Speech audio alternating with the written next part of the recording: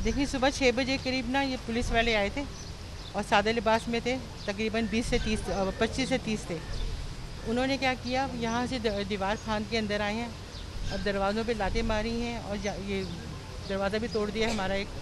उसके बाद ना फिर ये ना पूछ अच्छा, पुलिस वाले आए थे रात को, ये सुबह ये कोई 6 बजे करीब आए थे और 20 से 25 लोग थे, सादे लिबास में थे और एक दो ने वर्दी पहनी हुई थी। और ये आए हैं, उसके बाद ना फिर उन्हें ये दरवाज़ों पे लातें मारी हैं और हमारे दरवाज़ा भी एक तोड़ दिया है। उसके बाद ना फिर ये ना, मैं यहाँ ऊपर खड़ी हुई थी, मैंने कहा आप क्यों आए हैं, मुझे कह रहे हैं कुछ। आप बात करें। उसके बाद कह रहे हैं कि मैं ऊपर आई, मैंने कहा जी आप यहाँ क्यों आए हैं, तो कह रहे हैं कि ना आप दरवाज़ा खोलें। मैंने कहा दरवाज़ा तो आप खोल कर आ चुके हैं, तो अब आप किस लिए दरवाज़ा खुलवा रहे हैं। तो मैंने फिर कह रहे हैं नहीं, हम ना अरसलान को यहाँ रहते हैं, हम उसको अरेस्ट करने आए हैं। मैं किस बेस पे आप इसको अरेस्ट करने आए, मैंने कहा वो कोई रॉ का एजेंट है, दहशतगर्द है। मैंने और फिर मैंने उससे कहा कि आप दरवाज़ा खोल कर तो आ चुके हैं, तो कह रहे हैं बीबी आप ज़्यादा बातें नहीं कह रहे, हम ऊपर आ रहे हैं। फिर ऊपर आए हैं, ऊपर आके उन्होंने हमारे दरवाजे बजाए, हमने दरवाज़ा लॉक करके रखा हुआ था। फिर दरवाज़ों पे उन्होंने इतनी ज़ोर से लाते मारी, कुंडी ना चिटक के जो चिटखनी है वो नीचे उतर गई, फिर वो अंदर आ गए। उन्होंने ये नहीं देखा कि हम इस वक्त आ रहे हैं, एक बंदा अपने रूम में सो रहा है, कुछ भी जाग रहा है, क्या कर रहा है, अपने बच्चों के साथ बैठा हुआ है। तो अंदर गए हैं इन्होंने, जाके ना हमारे दरवाजे तोड़े हैं, लाते मारी हैं उनको। और उसके बाद ना फिर ना उसकी बीवी जो है बगैर दुपट्टे ना बाहर निकल कर आ गई। खवातीन पुलिस एहलकार वगैरह जी नहीं, खवातीन पुलिस नहीं आई थी ना, उनके हाथ में वारंट था, वो इसी तरह दंदनाते हुए ऊपर आ गए, जिस तरह पुलिस वाले आते हैं, सिंध पुलिस खास तौर पे। ठीक है, ये तो बात। तो उसके बाद ना फिर ना ये मेरे बेटे को बुलाया उसने, बड़े वाले बेटे को, वो आया तो उसके साथ लेके नीचे उतर आए हैं। फिर मैंने देखा यहाँ पर आकर, तो इसने क्या किया, इन्होंने क्या किया, ये अरसलान को ना गर्दन से पकड़ के बाहर लेके जा रहे हैं, जैसे वो रॉ का एजेंट है, दहशतगर्द है। हम क्या, मैं ये बात करना चाह रही हूँ, ये हम कायद के पाकिस्तान में रह रहे हैं, हम कहाँ रह रहे हैं, मुझे तो ये समझ नहीं आती है। हम यहाँ रह ही क्यों रहे हैं, यहाँ कोई इज्जत नहीं है। मेरा बेटा मासूम इंसान है, कोई दहशतगर्द नहीं है मेरा बेटा।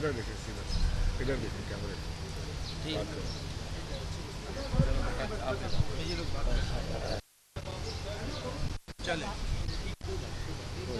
हाँ जी।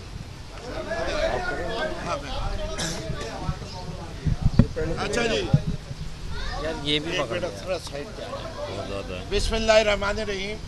फिरदौस भाई इस तरफ थोड़ा सा हो जाए आप। किस तरफ? बीच में आ जाए, बीच में आ जाए। बिस्मिल्लाहिर्रहमानिर्रहीम।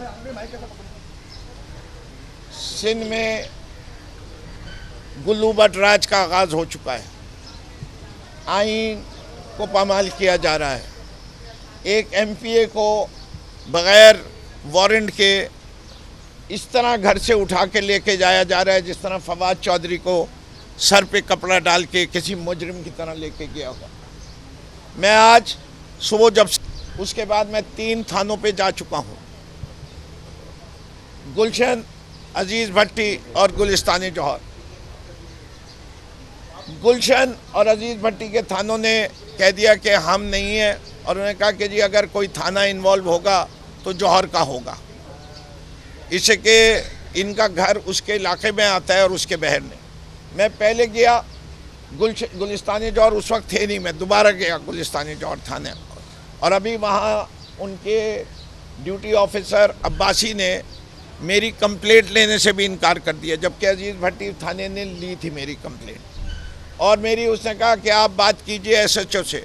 मैंने एसएचओ से कहा कि जी आप मेरी कंप्लेंट क्यों नहीं ले रहे, तो उन्होंने कहा कि जी मैं अभी घर से आ रहा हूँ, आपसे मिलने आ रहा हूँ, मैं आपसे मिलने के बाद बताऊँगा।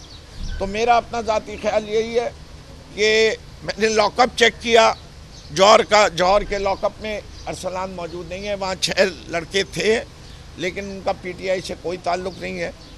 और ये कहाँ लेके गए, ये कोई थाना नहीं बताने को तैयार, ये मैं समझता हूँ निहायत ज़्यादती है, घर वालों को नहीं बताया। ये इस किस्म का काम जो है, ये अगर कानून की इस तरह पामाल किया जाएगा तो हम सरापा एहतजाज भी होंगे। और तमाम पाकिस्तान के शहरियों को कहते हैं, कब तक तुम सहोगे, ये कब तक ये लाकौनियत महंगाई बर्दाश्त करो। अगर तुम चाहते हो एक इज्जतदार इंसान की तरह।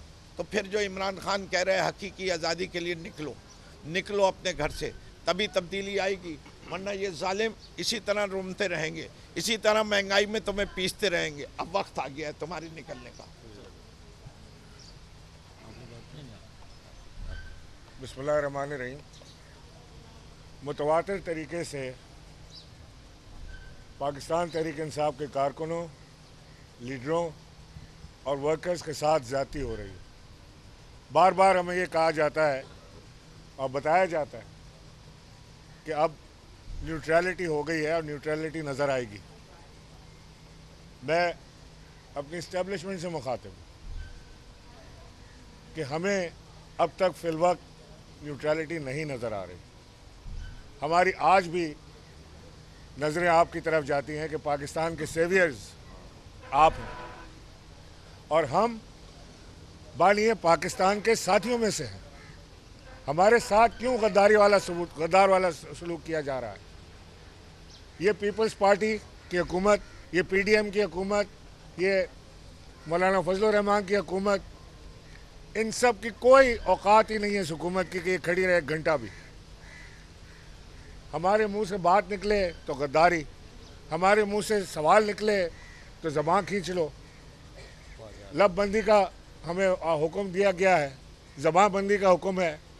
बोलोगे तो जेल जाओगे, ज़्यादा बोलोगे तो नंगा कर दिए जाओगे, उससे ज़्यादा बोलोगे तो गायब कर दिए जाओगे। ये कौन सी फाशिस्ट हुकूमत पीडीएम की हमारे सर पर सवार कर दी गई है? हमने मांगा क्या है? हमने मांगा है कि हम इलेक्शन में जाना चाहते हैं, इंतखाब कराना चाहते हैं, जो इस मुल्क में हमारा आईनी हक़ है। सुप्रीम कोर्ट ने हमें तारीख दी है। इमरान खान उसके लिए निकलना चाहते हैं कैंपेनिंग के लिए, 40 दिन से कम रह गए हैं, तो इमरान खान के घर के बाहर 144 नाफिज कर दिया जाता है। आज इमरान खान ने निकलने की बात की, फिर 144 नाफिज कर दिया गया। हमारे दरीना साथी बिलाल को बेईमाना तशद्दुद करके कत्ल किया गया। फिर चीफ मिनिस्टर पंजाब झूठ बोलता है कि उनका एक्सीडेंट हुआ और उसकी लाश को वहाँ पीटीआई वाले फेंक कर चले गए। पोस्टमार्टम की रिपोर्ट बता रही है कि बेइंतहा तशद्दुद किया गया है।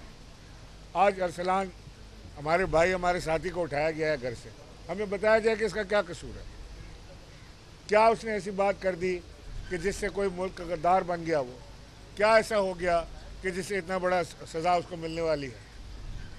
मैं दरख्वास्त करता हूँ तमाम एजेंसियों से कि पता करें कि हमारा भाई अरसलान इस वक्त कहाँ है।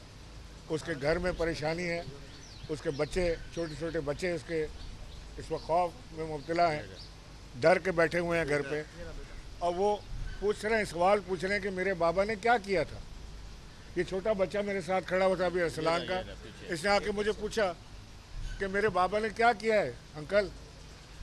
मैं इसको क्या बताऊं कि तेरे बाप ने डाका डाला है, चोरी की है, क्या किया है उसके बाप ने? इस सवाल का जवाब पूरी कौम आपसे पूछ रही है कि मेरे बाबा ने क्या किया है।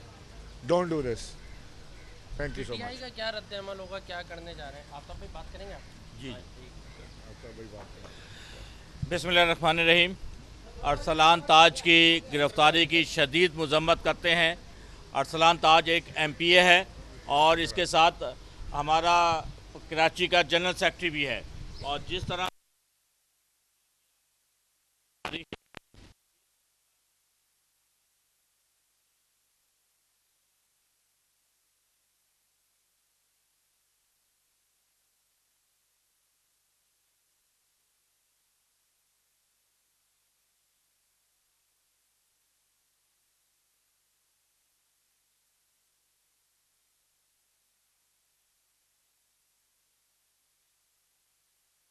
अभी हम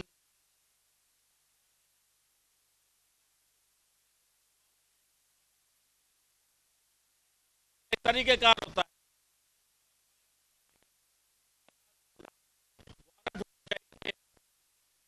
है, घर वालों को दहशतगर्द बना दिया, आप दीवारें फलांग के आ रहे हैं, खिड़कियां दरवाजे तोड़ के अंदर जा रहे हैं, तो ये तो कोई तरीका ना हुआ।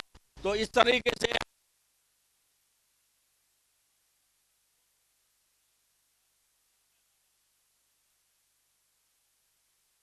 जाए और बताया जाए वो कहाँ है, ताकि उसके घर वाले और हम उससे मिल सकें। अच्छा ये बताइएगा, पीटीआई की जानिब से क्या करने जा रहे हैं, क्या रद्द अमल होगा, कोई एहतजाज है, क्या है? हमारे वकला जो हैं वो इस वक्त अंदर बैठे लेटर ड्राफ्ट कर रहे हैं आईजी को, और पिटीशन हाई कोर्ट के लिए तैयार की जा रही है, जो आज जाके वहाँ रजिस्ट्रार, आज ज़ाहिर संडे है तो रजिस्ट्रार को जमा कराने की कोशिश करेंगे कि वो हो जाए, क्योंकि 24 घंटे के अंदर अंदर उसकी प्रोडक्शन ज़रूरी है, लाजमी है।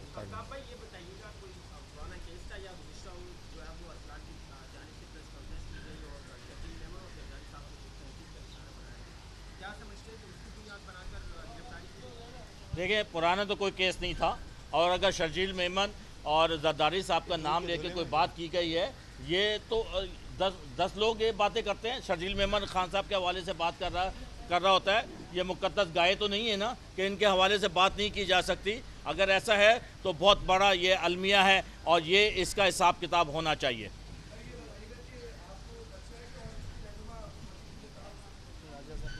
जी, राजा अजहर के घर पे छापा मारा गया है, और रात को 2 दफ़ा वो गए हैं, मगर वो अपने घर पे नहीं थे, और इसी तरह एक आध और रहनुमाओं पे के घरों पे भी गए हैं ये लोग। बहुत शुक्रिया। मैं आज शुएब शेख को खास तौर पे दाद देना चाहता हूँ कि ये है आज़ादी राय, आज़ादी सहाफ़त, ये उसकी जंग है। हर किस्म के दबाव के बावजूद शुएब शेख खड़े रहे इस मुल्क की उस सहाफत के साथ जो जमहूरियत का हुस्न है। एक वो सहाफत जो किसी प्रेशर में नहीं आती, जो किसी एस्टेब्लिशमेंट से नहीं खौफजदा होती। ये जो डाकू मुसल्लत किए गए हैं, इनकी रिश्वत नहीं लेती, वो है इस मुल्क की असासा। सहाफत वो असासा बन जाता है।